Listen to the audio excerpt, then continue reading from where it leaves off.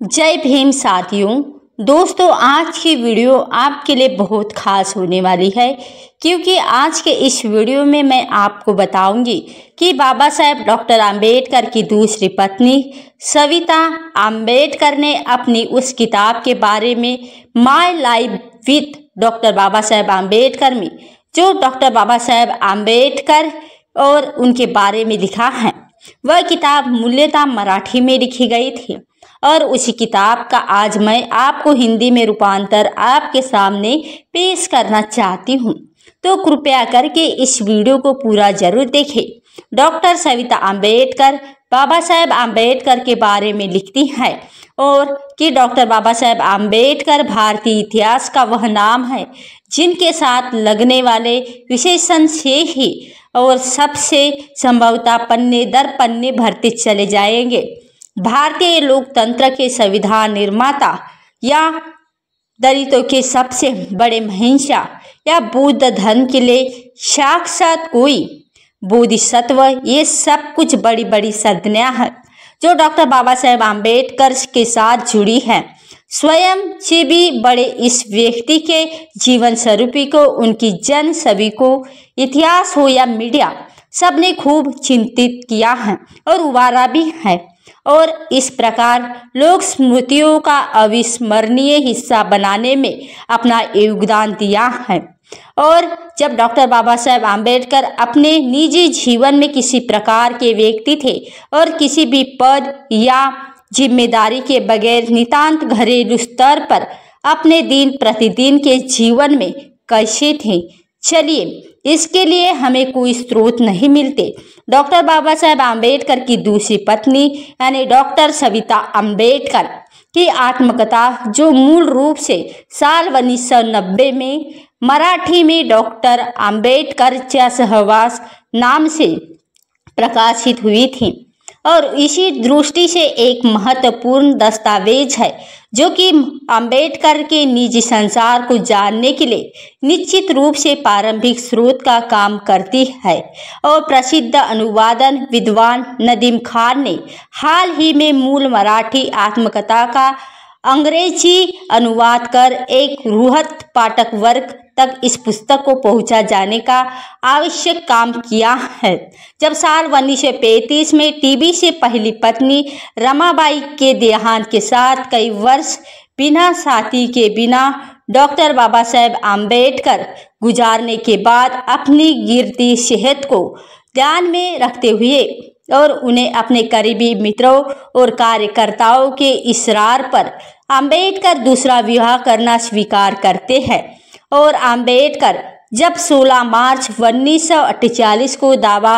साहेब गायकवाड़ को लिखे एक पत्र में कहते हैं कि कैसे एक महिला नर्स या केयर टेकर को रखने से बदनामी हो सकती है, इसलिए उनकी देखभाल करने के लिए शादी एक बेहतर तरीका होगा। और संयोगवश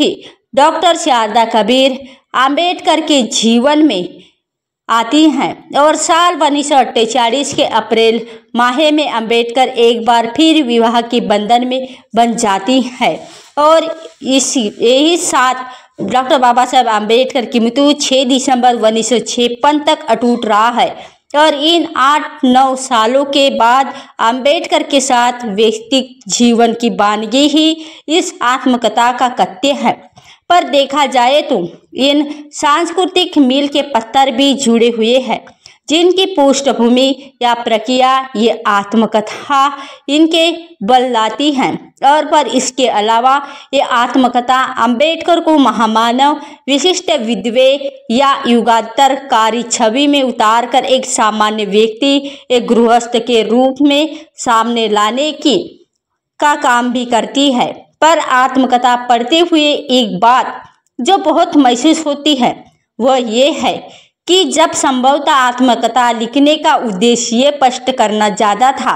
कि डॉक्टर बाबा साहेब आम्बेडकर की मृत्यु पर लगाई जाने वाली अटकलों और तमाम बहसों को एक तार्किक उत्तर दिया जाए। और स्वयं ही पत्नी सविता आम्बेडकर वादियों ने उन्हें मारने का भी आरोप लगाया था। पर लोकसभा में जब 19 मंत्रियों द्वारा अंबेडकर की मृत्यु के कारणों की पड़ताल की उठाई गई और मांग की जांच की रिपोर्ट की मृत्यु का कारण स्वाभाविक कारणों को माना, जिसे जीव पंत तत्कालीन गृह मंत्री ने सदन के सामने पढ़ा तथा तब सबके सामने सच्चाई तो आई, पर सविता अंबेडकर पत्नी होने के नाते इस पूरी कार्रवाई को अपने पर ही अपनी सेवा पर लगाया गया अभियोग समझती रही और इसलिए एक मुख्य स्वर जो इस आत्मकथा में अंतरधारा के साथ चलती है। और जब वह अंबेडकर के साथ जब लचर स्वाद और दिन प्रतिदिन गिरती सेहत के तमाम सबूत जो वह स्वयं डॉक्टर बाबा साहेब आम्बेडकर द्वारा लिखित चिट्ठी के माध्यम से बताती हैं। डॉक्टर बाबा साहेब आम्बेडकर की मृत्यु के बाद जिस प्रकार आम्बेडकर के दलित उत्तराधिकारी हो या पूरी दलित राजनीति ने सविता यानी डॉक्टर बाबा साहेब की पत्नी को केंद्र से हटकर पृष्ठभूमि में ढकेल दिया और वह सविता की नज़रों में आम्बेडकर के सपनों को भी होशिये पर फेंक दे जाने का संकेत था। पर इन सब के बावजूद भी सविता ने बाबा साहेब के दलित उत्थान के स्वप्न को नहीं छोड़ा और सामाजिक कार्यों की गतिविधियों को बनाए रखने के लिए और आगे चलकर वह दलित पत्थर जैसे जुंजारू संगठन से भी जुड़ी और इसके प्रचार प्रसार के योगदान भी दिया। ये आत्मकथा इसलिए हमें डॉक्टर बाबा साहेब आम्बेडकर के निजी जीवन की झलकियां दिखाती हैं और इसके अलावा उन्होंने उनके निजी विचारों और कुछ महत्वपूर्ण राजनीतिक सामाजिक के पीछे के संदर्भों को भी बताती हैं। और आत्मकथा चूंकि किसी साहित्यिक संरचना को ध्यान में रखकर नहीं लिखी गई थी इसलिए ये अध्याय नहीं है। 8 से 9 सालों के ये सहजीवन और बस स्मृतियों के आधार पर क्रम में रखने का प्रयास मात्र दिखता है, पर जिस घटनाओं की आहुति है और चिट्ठियाँ इस आत्मकथा का सबसे प्रमुख स्रोत है जो विशेषकर प्रकार जीवन सिलसिलेवार नहीं गुजरता। और उसी प्रकार यहाँ पर तथ्य की स्मृतियों की ओर आम्बेडकर ने सविता या अपने करीबी लोगों को राजनीतिक हस्तियों को लिखी, इसलिए पूरी जानकारी और आत्मकथा में आम्बेडकर उपस्थित हैं और सविता की स्मृतियों के पुनर्जीवित किए गए।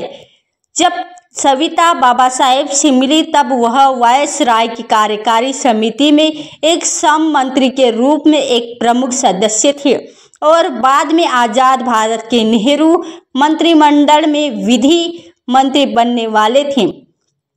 पर लोग जीवन में इतना सशक्त व्यक्ति शारीरिक स्तर पर कहीं व्यक्तियों के ग्रस्त था। यही वह दौर था जब doctor Baba Saheb Ambedkar sugar, BP, arthritis, neuropathic दर्द से भी जूझ रहे थे और पत्नी के रूप में उन्हें एक ऐसा जीवन साथी मिला और चाहिए भी था जो सेहत के मोर्च पर उन्हें सशक्त कर सके और उनका ख्याल रख सके। ऐसे में जब डॉक्टर बाबा साहेब आम्बेडकर और शारदा कबीर जो बॉम्बे अब मुंबई में अपने वरिष्ठ डॉक्टर मावलकर कर रही थी और जब डॉक्टर बाबा साहेब आम्बेडकर एक परिचित मित्र डॉक्टर राव के घर में उसमें सहयोग वंश मिली और यह पहचान मित्रता और फिर विवाह में परिणय हुई और संभवतः डॉक्टर कबीर की अनथक सेवा और एक निष्ठ समर्थन ही वह ईंधन बन सका जिससे डॉक्टर बाबा साहेब आम्बेडकर के जीवन की गाड़ी कई वर्षों तक चली और वही महान व्यक्तियों जिन्हें इतिहास में अस्मरणीय बना दिया जाता है और उनके साथ रहना प्राय आसान नहीं होता। उस जीवन के अपने मूल्य चुकाने पड़ते हैं। तभी बाबा साहेब जिन्होंने एक चिट्ठी लिखकर सविता से शादी करने का भी प्रस्ताव रखा था और व्यक्ति के रूप में किसी भी दृष्टि से आसान नहीं थे और अनुशासन, संयम और दलित समुदाय के उत्थान के अपने जीवन लक्ष्य के प्रति समर्पित योद्धा को अपने निजी जीवन में एक ऐसी आवश्यक भी थी जो उनके लक्ष्य में सहयोगी बन सके और उसकी गवाही पर उतार सके। जब आम्बेडकर के संदर्भ में लिखते हैं, जीवन के मेरे इस चरण में मेरा उद्देश्य शांति और सम्मान संबोधित करती रही और विवाह के बाद सविता नाम देने के बाद भी आम्बेडकर जीवन पर्याप्त शारदा को शारू कहते रहे। आत्मकथा में सविता आम्बेडकर के व्यक्तित्व के उन पहलुओं को उभारती है जो अब तक अनदेखे थे और उनके दलित जीवन के प्रारंभिक कष्टों और विद्यार्थी जीवन में की गई साधनाएं को समझाते हुए वह आम बेट के निर्माण की परिस्थितियों को स्पष्ट करती है और एक तरफ जीवन पर्याप्त दलितों के अधिकार के लिए बात करने वाले व्यक्ति के उद्देश्य के कारणों की पड़ताल करती है, पर इससे इतर एक व्यक्ति के रूप में भी उन्हें ग्रहण करने का प्रयास भी करती है और एक प्रेमी के रूप में, फिर बाद में पत्नी के रूप में अम्बेडकर के व्यक्तित्व के वह पहलू है जहां एक गहन गंभीर विद्वान की छवि वाले जनता ने अपने सबसे कोमल, संवेदनशील और सौम्य रूप में पाठ को नजर आता है और इन अम्बेडकर और सविता एक दूसरे को लिखते रहे के अध्ययन से अम्बेडकर एक ऐसे प्रेमी के रूप में नजर आते हैं जो उम्र के इस पड़ाव पर भी अपने प्रेम पर प्रिय पर अपना पूर्ण एक चित्र अधिकार चाहता है। इसका प्रमाण ये भी है कि डॉक्टर बाबा साहब अम्बेडकर की शादी के बाद सविता जो डॉक्टर शारदा थी वह अपनी प्रैक्टिस छोड़कर सिर्फ डॉक्टर बाबा साहब अम्बेडकर के स्वार्थ की देखभाल के लग जाती हैं और स्वयं को सिर्फ उन तक सीमित कर लेती है जो विवाह जैसी सामाजिक और उनके संदर्भ में डॉक्टर बाबा साहेब अम्बेडकर के विचार पारंपरिक और आधुनिकता का मेल थे। जहां एक तरफ वह अपने आत्मकथा की भी सबसे सुंदर और रोचक हिस्से वह है जहां सविता बाबा साहेब अम्बेडकर के साथ अपने जीवन और अपने संबंधों की विविध स्मृतियों को पुनर्जीवित करती है, चाहे वह विवाह के बाद हो या अम्बेडकर के साथ शुरू किए वैवाहिक जीवन के छोटे छोटे बोरे हो या अम्बेडकर की निजी पसंद नापसंद की बात। सबसे एक चीज जो प्रमुख रूप से उभरती है वह ये कि डॉक्टर बाबा साहेब अम्बेडकर अपने निजी जीवन में भी अपनी मान्यताओं, नियमों, तरीकों, पसंद नापसंद को लेकर बहुत ही सतर्क थे और निश्चित थे और मसलन तमाम नौकरों के बाद भी सुबह नाश्ते की मेज पर सविता के हाथों से बनाया गया व्यंजन खाने की परंपरा हो या संसद जाते हुए तैयार होने की कवायद हो। जब पत्नी सविता के पहनने ओढ़ने पर भी वह अपनी विशिष्ट राय रखते थे और वह लिखती है कि कैसे बाबा साहेब ने उनकी जुड़ी हर चीज में बारीकी से दिलचस्पी ली और उन्हें क्या पहनना चाहिए और क्या नहीं चाहिए इन पर उनकी अपनी अपेक्षाएं थी। और सविता अम्बेडकर उन प्रसंगों का जिक्र करती है जब उन्हें संसद के आगंतुक गलियारों में बैठने जाना होता है और अम्बेडकर की पसंद की साड़ी पहनने व उनकी नज़रों की सीध में बैठती ताकि अम्बेडकर अपना भाषण पढ़ते समय सविता को देकर अपनी बात सदन के सामने रख सके। एक अन्य प्रसंग में डॉक्टर बाबा साहब अम्बेडकर अपने बेटे यानी यशवंतराव की शादी के लिए वधू की तलाश में अपने मित्रों को एक पत्र लिखते हैं कि लड़की की योग्यताओं में उनके सुंदर और गोरे होने की शर्त सबसे पहले रखते हैं, जिसे जानकर हैरत होती है आज के पाठकों को शायद ये पारंपरिक और पितृसत्तात्मक होने का संकेत दे सकता है। और इसी पर यह व्यक्ति अम्बेडकर के निजी विचारों पर टिप्पणी करने से अधिक जरूरी ये है कि हम इसे पूरे व्यक्तित्व को उसके समय और समाज के परिप्रेक्ष्य में समझने और उनके प्रकाश डालती है। जब अम्बेडकर के व्यक्तित्व को उनकी संपूर्णता में उभारती सविता अम्बेडकर अपने किताबों के प्रति अम्बेडकर के प्रेम का उल्लेख करते हुए कविता लेखक अम्बेडकर की किताब दर किताब लिखने की पूरी प्रक्रिया भी बताती है, जिससे पाठकों को डॉक्टर बाबा साहब अम्बेडकर अनथक मेहनत और लगन का पता सहज ही लगता है और उनके दिमाग में कई विषय उमड़ धुमड़ रहते हैं और जाति इस आत्मकथा से गुजरने के बाद ये निश्चय ही लगता है कि पत्नी होने के अतिरिक्त ये आत्मकथा उस व्यक्ति के भी स्मरण है जो कि अम्बेडकर का एक चरम प्रशंसक है और सिर्फ प्रशंसक ही नहीं बल्कि एक अर्थ में उपासक भी है। इसलिए अम्बेडकर के संदर्भ में सविता तटस्थ नहीं रह पाती और संभवतः यही वजह है कि डॉक्टर बाबा साहेब अम्बेडकर जो अपने प्रिय जनजानक थे और सार्वजनिक जीवन में जिनके अनगिनत आलोचक थे और उनके संदर्भ में उनकी पत्नी आलोचनात्मक रुख नहीं अपनाती और इससे इतर सविता कई ऐसी घटनाओं का उल्लेख करती है जहां वह अंबेडकर का पक्ष या उनके निर्णय के आधार को स्पष्ट करती नजर आती है और मानती भी है कि आत्मकथा के पहले ही पृष्ठ पर वह यशोधरा किसी अपनी जिम्मेदारियों के विषय में स्पष्ट करते हुए कहती है कि कैसे शारीरिक रूप से धीरे धीरे क्षय होते जाने वाले अंबेडकर के जीवन में उनके आने के कारण ही वह बौद्ध धर्म में दीक्षा लेने का भी ऐतिहासिक निर्णय ले सके।